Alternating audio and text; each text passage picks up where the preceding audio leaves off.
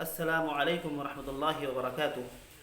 وراثت میں لڑکیوں کا شریعت نے کتنا حصہ مقرر کیا ہے اس کے بارے میں آپ کو بتانے والا ہوں، کیونکہ شریعت نے جو حصہ مقرر کر دیا ہے وہ ہمیں دینا ہے۔ اگر ہم نے نہیں دیا تو حشر کے میدان میں یہ بچیاں ہمارا دامن پکڑ لیں گی۔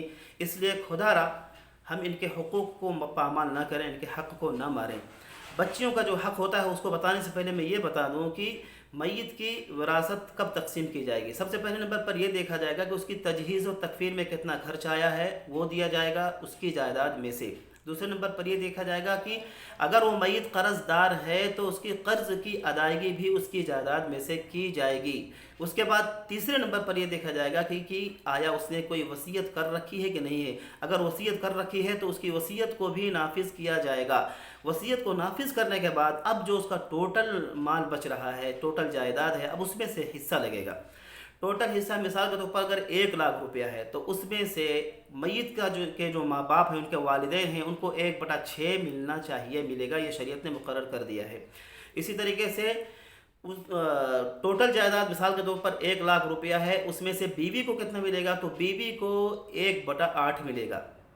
یہ والدین اور بیوی کے بارے میں بات ہو گئی۔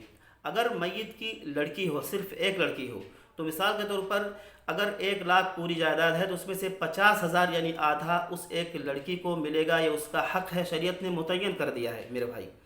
اگر ایک بچی نہیں، 2 بچی ہو یا 2 سے زائد ہو تو اب وہی جائیداد 2/3 حصوں میں تقسیم ہوگی اور پھر ان بچیوں کو ان کا حق دیا جائے گا۔ اس کے بعد باقی مال جو ہے وہ اس وقت تک واپس ہو جائے گا، پھر اس کو تقسیم کیا جائے گا۔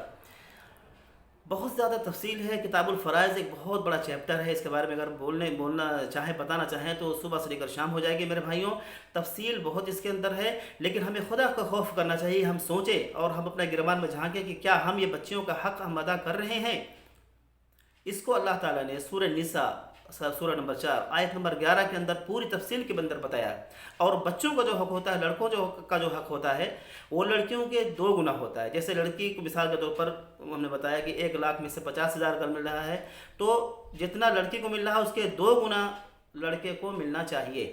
یہ غور کرنے کی بات ہے کہ اللہ تعالیٰ نے جو معیار بنایا ہے کس کا؟ تقسیم کا، وہ بچیوں کو بنایا ہے کہ بچی کا جو حصہ ہے اس حصے کے ڈبل بچے کو ملے گا۔ بچے کو معیار نہیں بنایا۔